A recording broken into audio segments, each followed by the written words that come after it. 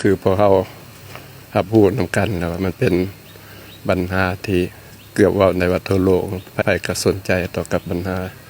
ที่คน7 คนไปทำอยู่หากินอยู่ในถ้ำได้ถือฝนตกนะครับน้ำท่วมขังนะครับเจ้าได้ถามประชาชนมือก่อน2-3 มือหลัง2 มือได้ครับเจ้าขึ้นไปถึง1ไปบัญชาโดยกงอยู่เทิงนะประชาชนว่าก่อนนี้หลายปีประชาชนเฮาก็คืออยู่ชนบทคืออาพูดไปหาอยู่หากินตามธรรมชาติเครื่องป่าของดงเห็นธรรมก็เข้าไปหาอยู่หากินเอากระถีบเข้าไปเอาไปสมุดเอากระถีบเข้าไปหางใส่ตัวนูตัวกระหอก10 อันก็ได้10 ตัวเข้าเลิกไปเห็นดินอยู่ใน เข้าไป200-300 เมตรก็อันดินคือแป๊กต่างกับดินอยู่น้องตามประสนเราสุขับเจ้าฟังเราเอาดินออกมาว่าเป็นดินที่มีค่ากับว่าสูบนั่นว่าสูบนี่ก็พากันเขาว่าร่วมมันเข้าไล่เถื่อละบังเอิญสุดนี่เลยอุบัติเหตุฝนตกหนักย้อนบรรดาดังกล่าวเหตุให้น้ำท่วมขังซึ่งภายหลังที่บรรดาดังกล่าวเกิดขึ้นก็เจ้าไปแม่นว่าตามเมื่อกี้ครับเจ้าก็พยายามคนเจ็บบวกคนเจ็บแบบถูกออกมาหาคนอยู่ห้องหมอกับถามกับเจ้าว่าเข้าไปนี่5 คน2 คนนั่นเห็นห้อยตีนเขาอยู่บัวแม่นไปก็ถือว่าไปคนละสุดว่าซั่นนะและผู้ไปสุดท้ายผู้ที่แปนี่เลยเห็นบรรหาดังกล่าวว่ามีฝนตกน้ำยิงขึ้นแล้วออกมาจึงรายงานต่อการจัดตั้งบ้านรายงานตาแซงรายงานเมืองรายงานแขวง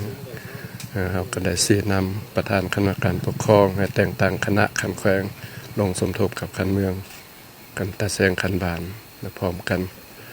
กอบกู้โดยเสนอหาทีมกู้ภัยอยู่นครหลวงเวียงจันทน์กันได้ขอการช่วยเหลือของจากประเทศเพื่อนบ้านใกล้เคียงและเพื่อนมิตรสากลได้ก็ให้ความเสียสละมาร่วมสอบวางแผนสวยเอา7 ชีวิตดังกล่าวฉะนั้นผ่านการจัดตั้งปฏิบัติตัวจริงมันก็คือว่ามันเป็นธรรมศาสตร์ธรรมพาหินนั่นแหละกันเคยอยู่ธรรม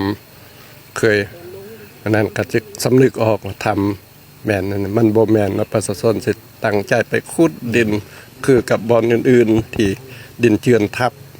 เสียชีวิตคือกับอยู่บอนอื่นที่พวกเฮาเคยได้ยินสาลืออันนี้บ่แม่นต้องเข้าไปทำธรรมศาสตร์แล้วพวกเฮาก็สุดที่เป็นห่วงเป็นใยโดยความสอบสูงของคณะพักคณะบรรษาโดยกงอยู่นี้โดยความสอบสูงของทีมงานกู้ภัยจะแม่นของลาวเฮาจะแม่นของเพื่อนไทยจะแม่นของเพื่อนต่างประเทศก็เจ้าแต่ละมื้อได้วางแผน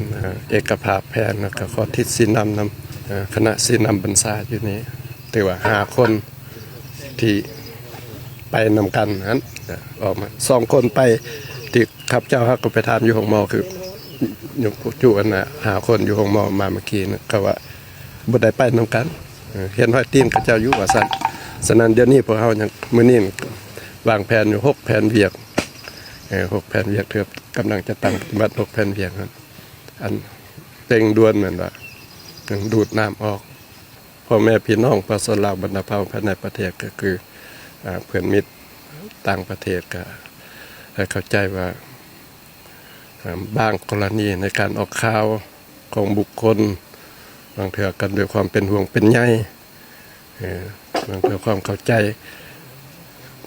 น่าว่าบ่ได้อยู่ในเหตุการณ์นะเห็นผู้นั้นลงกับสานต่อกับจับเอาบางอันไปขยายความแล้วก็ให้เข้าใจไปทางเลิกบ่ให้เข้าใจ